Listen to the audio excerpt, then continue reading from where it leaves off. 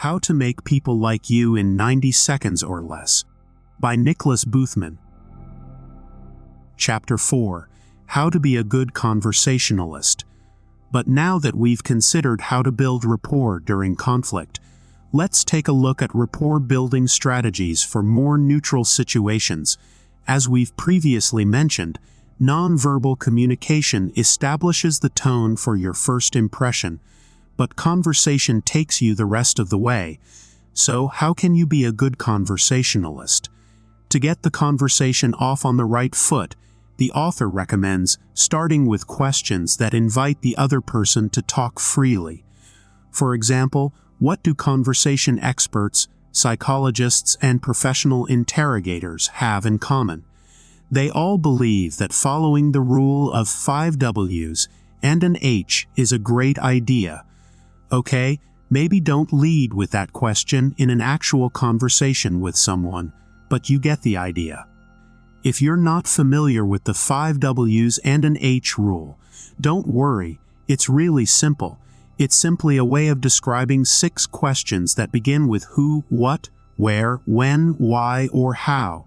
Questions that follow this format are awesome for starting conversations because they invite conversation.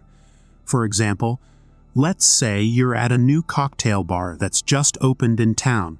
You're sitting next to someone you don't know, and both of you have been waiting on your drinks forever.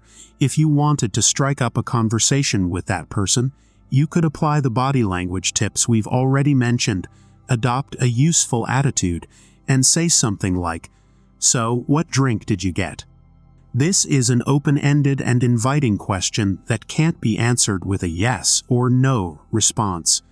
Rather, it invites the person to reply in detail. Once they tell you what they ordered, you can respond by saying something like, "Oh, that sounds great, I ordered the espresso martini. I hear it's supposed to be really good." This, of course, invites the other person to remark that they love coffee or maybe tell a funny anecdote about their experience with espresso martinis. Either way, it keeps the conversation flowing in a natural and friendly way, which is exactly what you want, even if you two don't share similar tastes. The friendly vibe of the conversation will enable you to connect and enjoy each other's company. Because, although it's nice to have something in common with another person, it's not necessary for forming friendships or even enjoying a casual chat. In fact, many people who are very different from one another maintain close friendships because they enjoy each other's company. So, keep this in mind as you strike up a conversation. You can also keep the conversation flowing by asking questions that build on what your partner said.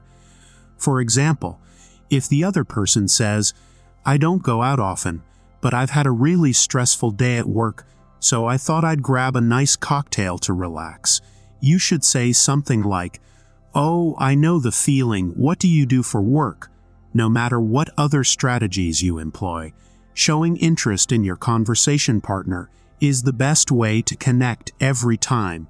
It's also guaranteed to help the other person form a positive impression of you, because everyone likes it when people are nice to them and interested in what they have to say.